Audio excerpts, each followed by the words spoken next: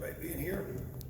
Just wanted to say another big thank you to our fans for their support on Saturday, especially our student section. Really awesome, their energy, and as I mentioned before, just want to reiterate again, just from start to finish before the game, and just appreciate that. It makes a big difference, and awesome to be home and with a packed stadium for the first time in a long time. So just a great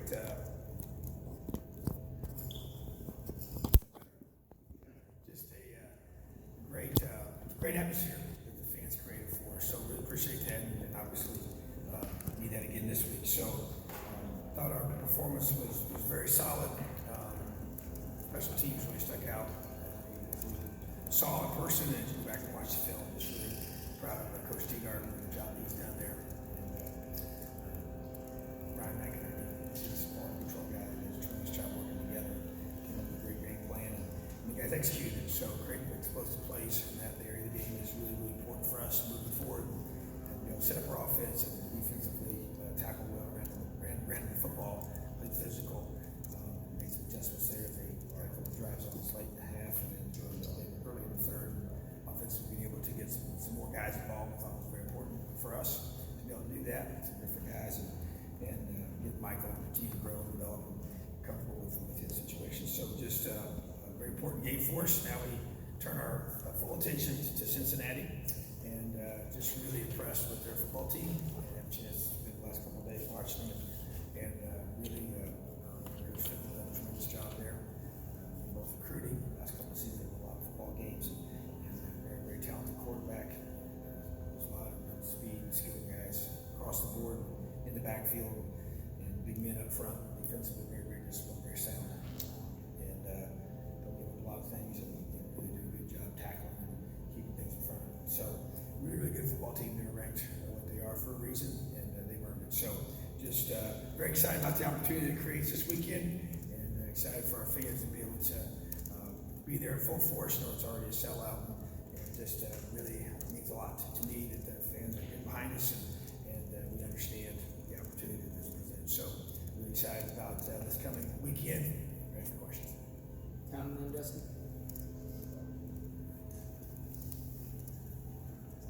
We got a taste of those top 10 rankings last year and such, and your schedule and the top 10 rankings now look very similar with four of your opponents there.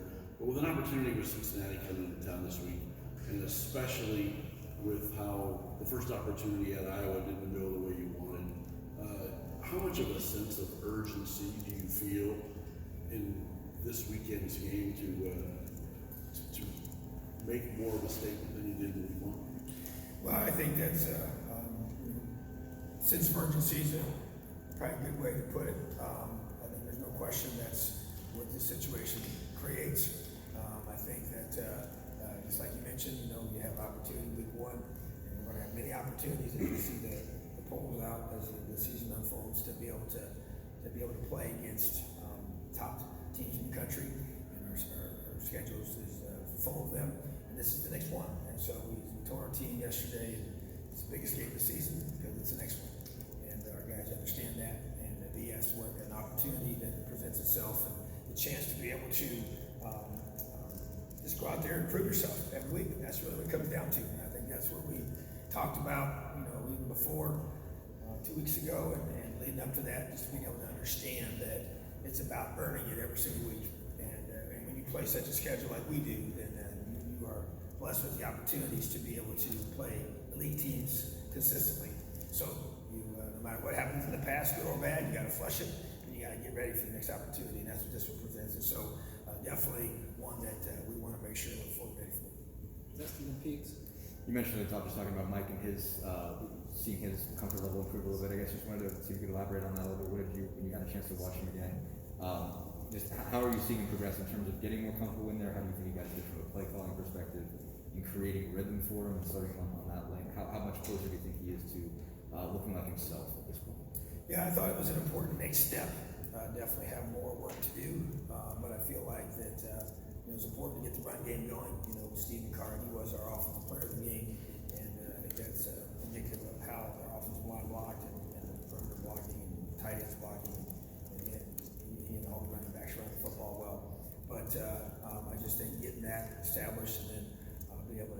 sound protection. You know, a couple things in there that we didn't go back and watching film even as a staff. You know, just got to continue to help him feel comfortable with even just the progression, play calling, everything we're doing. And I did think though it was one where he was flushed out of the pocket, got a face mask call, and ran and slid. I just think it's the decisiveness of that decision is good, and just to be able to get back there and just play football, you know, and not overthink things. And that's part of it. You're just working through, and that's where I think it was. You just got to continue to play, you know. And so I think it was definitely a very positive step in the right direction for Michael, and just getting more comfortable every single week. And like I said, during the week, you know, it's not an issue because you're just you know the situation and you're able to know what's going on around you. But I think he just I thought last week's practice was better for him than it was the week before. So I continue to help this process move forward. I think you're just going to see him just keep getting better. Peaks and Kevin. Coach, I wanted to first ask you about the status of James Haddon and Jalen Williams, and then some of your impressions of Desmond Ritter, big QB, who's got some NFL potential, obviously. Yeah, so we do expect Jalen Williams to be back this week, and so James said a doubt will be he's still coming back from an injury, and so he's progressing well. I believe more and more every single week. I think he'll be back hopefully in the near future. But in regards to Desmond, he's a special player. You know, the thing about him is a long guy, 6'4", you know, big, 215 plus pounds, and runs a lot, runs really, really effectively. And as we all know, that puts challenges on a defense when a quarterback can do that. And he stayed healthy. You know, he runs the ball a lot, but just be able to stay healthy, and that's a tough thing to do at this level. And really, his passing just keeps getting better. You go back and watch years past, which we've done that. When you go through this, obviously, team we spent a lot of time studying over the summer as well, and looking at previous years to see his growth as a quarterback. And he's just really throws the ball down the field with a lot of accuracy now, and just really has a really talented receiving core. So very, very good football player, definitely future NFL guy. And yeah, when you have that kind of guy, you know, leading your team, that's a very, very good formula for a lot of success. Kevin and Jim. Yeah, Coach, I know the secondary's been pretty banged up through the first 2 weeks of the season. I mean, what's your assessment of the back end so far, and what are you looking for, next week against Cincinnati? Yeah, we have been a little bit, and Devon Matthews, we'll know more about him later this week. And we also did find out that Chris Keys tore his ACL in the game, and so he'll be out for the season, which is disappointing for him, and feel bad for him. He worked really, really hard, so Noah Pierre, we're going to probably be elevated because moving him from playing mostly safety to playing corner, and so that's just part of going through the season, and we get Jalen back will be big for us, and just got to continue to develop our younger guys, and that's where it's going to be big, and hope we get Jonathan Haynes back in the mix this week as well, and so that will help us as we get Devon, aka Monster, get him back with us as soon as possible. So, but yeah, it's just every year it seems like you maybe a certain position that has a little more challenges than others, and that seems to be our spot for this year.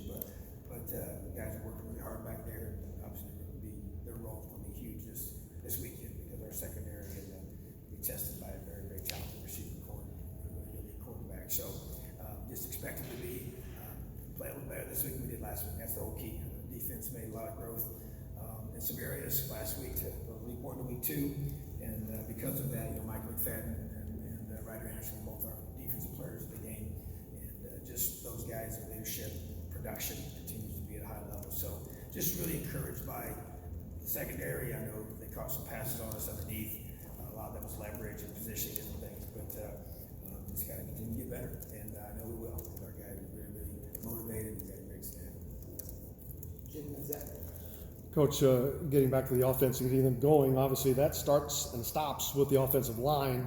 The progression there, it's a veteran line, so thought it may be a little bit further along. They give up back-to-back sacks the other night in a sequence that probably didn't make you very happy. But where are they right now, and how far along are they to getting both the passing and running games going? Yeah, to me, I need to continue to develop there. It's 2 plays that you alluded to. First one, being on TD stunt, which shouldn't happen, was a mistake in communication, and that's kind of what I talked about before. I think that's the part you have to continue to work through. When you have the guard tackle working together, and as we with Luke down back, those guys had another week to be together, and there's poor communication on the one side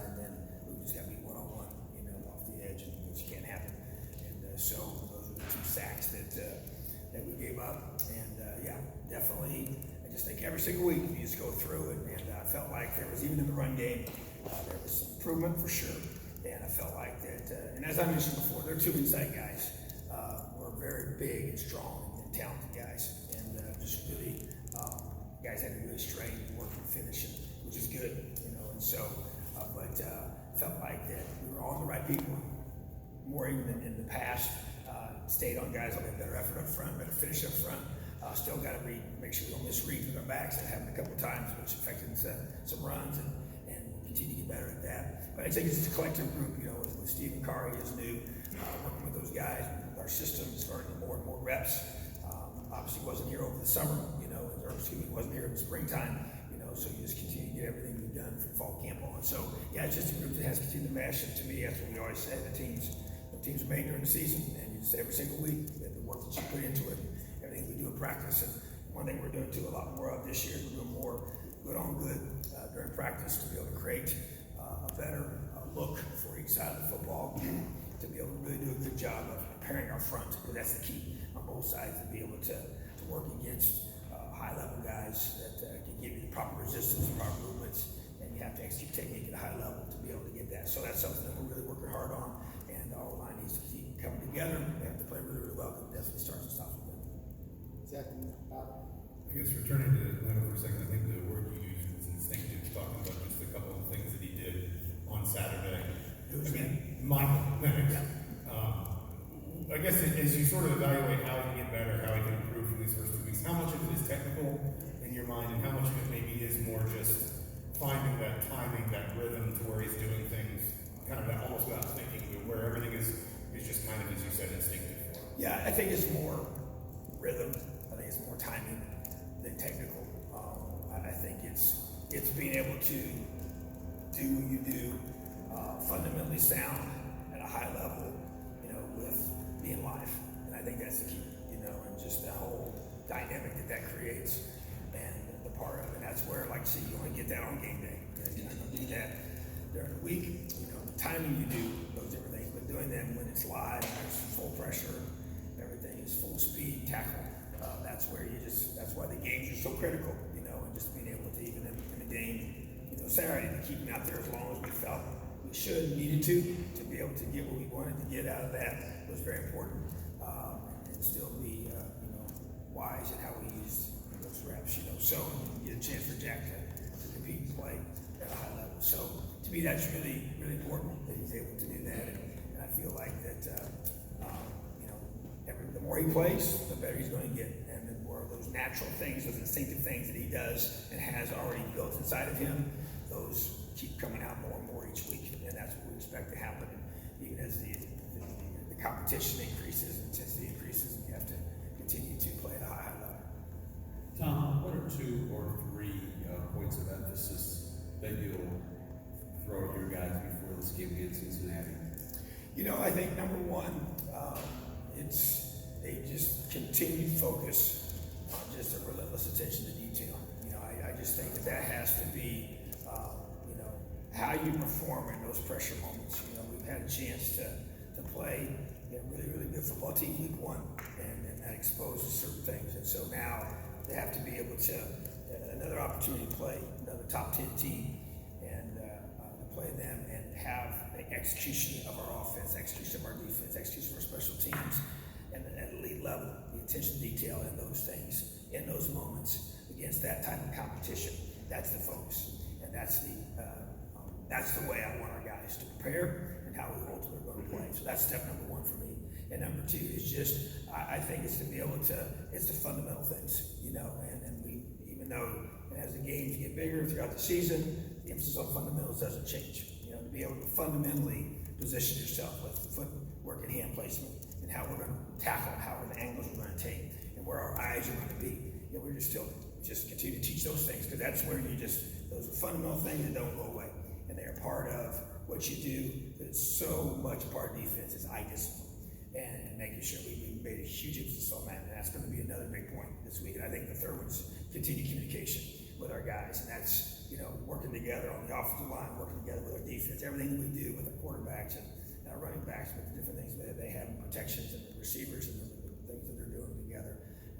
our secondary with the linebackers and linebackers with the D-line. And so those are just things to me that just, they just show up. They come out in big games when you have crowd, and you have noise, and you have the ability to have to make sure we're all on the same page.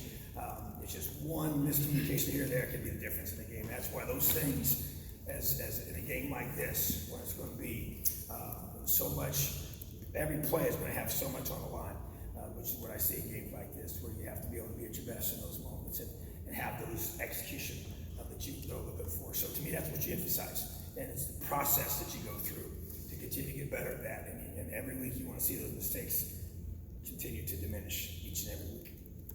Ken Griffin. Coach, you touched on this a little bit after the game, but the student section and how it was packed and how they got here early and how they energized the team. Just how important was that, and just how important is that to continue? Well, I mean, to me, it's really important, and that's why I've already talked about it multiple times, and did right after the game, and went over there afterwards to thank them for being there early and just encourage them to come back next week. And yeah, for that to continue, because to me, you just create a culture. That's just what our section looks like. That's what the student section looks like when you come to a game in Indiana, and that hasn't always been that way in the past. But they've been awesome, and I appreciate that. And that's why I don't want them to ever think that we take any of that for granted whatsoever. And so just know that just our players, that they talked about it, and they were interacting with them too on social media about it, and just showing their appreciation and thankfulness for it. So yeah, it's just crowd's energized. That's why home field is an advantage for a reason.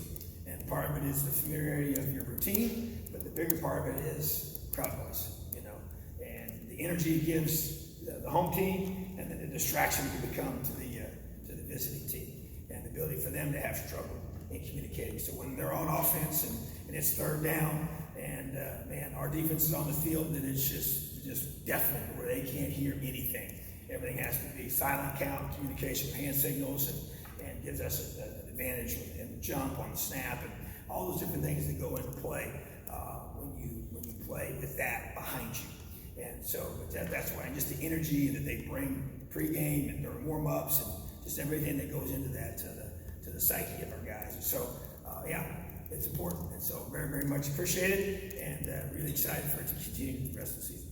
Griffin and Matt. Coach, we've seen two very different versions of your football team in the first 2 weeks. Just curious as to what team are we going to see in week 3 going down the rest of the season? Are we going to see what we kind of saw this time? I know it's going to be what we saw on Saturday. Well, certain parts of that game I hope we never see again, but obviously we play a different opponent week 2, so what you're looking for is consistent, performance, and consistent execution, consistent energy. There's power and consistency, and we challenge our team all the time about embracing the boredom of that consistency. That's a powerful concept of how you stick to the process and become great, and something that we teach a lot of time to our guys. And even though we got a lot of guys that play a lot of football, you can never, you just have to maybe rephrase it in some different ways to be able to emphasize it, but so it doesn't become stale. But at the same time, that's what you want. It's consistent performance, and so to be able to execute things I talked about, answer previous questions about, to be able to do the fundamental things the right way, critical moments of the game, and being able to execute offense, defense, special teams in those moments when it counts the most, and when the game's on the line, and when there's a lot to play for. So, but that's where you want guys to get to where that just becomes the norm. This is how we play. This is standard. It doesn't matter. The opponent doesn't drive that. The clock doesn't drive that. The circumstances don't drive it. You drive that, and you control that. Your focus, your attention to detail. So that's what we're trying to get to as a program, as a team, and that to me is where you want to be able to have just that steady. That's who we are when we play. That's what we talk about our DNA on each side of the football. Offense, defense, special teams. That's who we are. That's what we're known for. And when you see us play, that's what you think of, and that's what we want. And that's what we talk about. Those things are plastered in every single room. We talk about it every single day, and we want that consistent performance from our guys. So that's the expectation, for this program, is to be able to perform in those moments at a high level. Matt and Dustin. Almost following up on that, I guess, with some of the expectations that you talked about, I think this game against Cincinnati was scheduled in something like 2014. You weren't here yet at the time. It's seen kind of the evolution of both programs kind of on a larger scale. Is this a game that you expected 5-6 years ago to be a national level game like this? How have you seen game that I guess matters at a national level? Yeah, I would say, you know, if you think back, and I don't know exactly when the game, I know it was scheduled before I got here, and I got here in 2016, so, if it was scheduled in 2014, I mean, back then, you know, I know we played them when I was at University of South Florida in 2015, and, they had the number 4th ranked offense in the country, and they were a really good football team, and, at that time, Indiana was building, you know, and so it was not in that situation, so, yeah, to be able to predict it, you know, 2021, I think that probably would not have been part of what anybody thought at the time. And so, I think it's even been written about even, you know, in the summer about the upcoming game, the anticipation of this game, and 2 programs that are in a different spot than they have been in the past. Even though Cincinnati was a successful program at that point, they weren't top 10, you know, and so, yeah, they've elevated their program, and we've elevated our program, and so definitely different than what it would have maybe been projected when it was contracted, you know, all those years ago. So, but that's what makes it awesome and exciting, and a great opportunity for both programs to be able to play in these types of games that people are talking about and are interested in, and that's how you build your program. You know, you get those opportunities and a chance for them to be put in a certain position, and then when those come, you got to take advantage of them. Justin, Kevin? It was a little bit of, just going back to Mike again, I was changing direction a little bit, but I guess when you look back at how you handled the camp, you're obviously just very careful. I guess, do you look back at that any differently? Would you do it any different in hindsight? I guess it doesn't seem like you'd allow contact in any way, but do you think there's anything more that you could have done to put more stress on to get more comfortable, or do you feel like you guys did as much as you could to do that in that scenario? Yeah, you know, I mean, we've gone back and talked about it. I mean, I don't think there's anything we would have done different physically, you know. I mean, there's no question we would have not gotten hit, you know, that would not have happened. And we did do a lot of things to stress him, you know, and like, you know, during all of his, when we did special teams work, and usually a quarterback would do certain fundamental things that were maybe not physically stressful.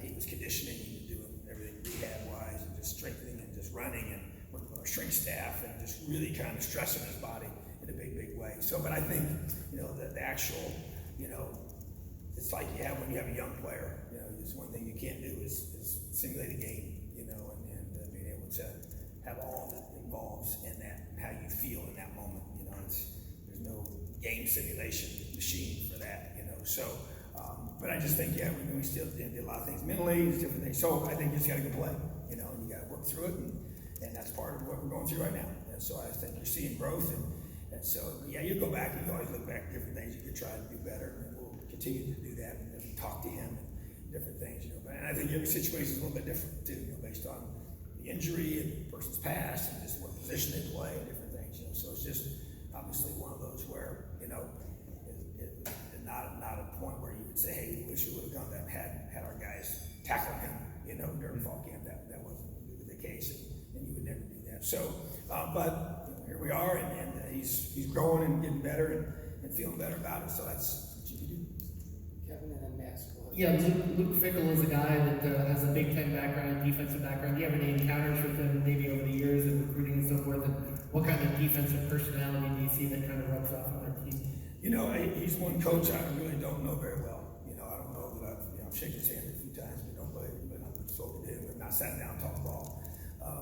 But just a lot of respect. He's a wrestler, so that's always one of those guys that a lot of respect for that. You know, I love that. But just tough. You know, his kids play hard, physical, discipline, everything that we want to be. You know, and so as well. So when you got defensive-minded head coaches that are former wrestlers, you kind of get that same toughness, emphasis, and just this guy who's going to play with a lot of grit, fighting, and just be relentless. You know, so those are the kind of things that I see. You know, from their defense and a consistency. No matter who the coordinators have been, you know, you kind of get changes there, but you're going to get the common denominator is him and his personality and how hard he plays. So that's just a lot of respect for him and what he's built there. And he does a great job recruiting. They've done a really good job in the state of Ohio and convincing kids to stay home there, and which is important, you know. And so now that they're moving into the Big 12, and that will just enhance that for them, you know. So, but that's just part of, you know, building a program. And so he's done that, and definitely, yeah, but I don't know him that well for sure, but I have a lot of respect. Max, last one. Hey coach, hope you had a great weekend. Cincinnati ranks 10th at the FBS in passing yards allowed and only allows third down conversion rates 33% of the time. We haven't seen too many scrambles by Penix thus far. Are you looking to get that going more to open up the passing game going into this week and combating that third down conversion rate? Yeah, I think, just anytime you get the ability to move the pocket around, I think it's a positive thing, just to be able to make it more difficult for them to pressure him, so, but once again, as we've stated before today, it just starts up front and our ability to truly, protect him, but also, you're right, just like we do with different parts of our scheme, you want to be able to change certain points so they can't just, target whether if the coverage is run on defense, the way you look at the way they look and present it, and whether it's your punts and your pockets and all the different things that you do, football wise, so yeah, I think that's just a part of the continued growth of him, because he definitely, he can run, and you see him run around, and that's not an issue at all, and he's 100% with all that, so it's just a matter of him just being able to continue to move around and play football, get open, whatever people are stressing us whatever way, we just extend the pocket if we have to, slide the pocket, move around, and get the ball downfield. All right, thanks, Tom. Awesome. Have a great day. Elio.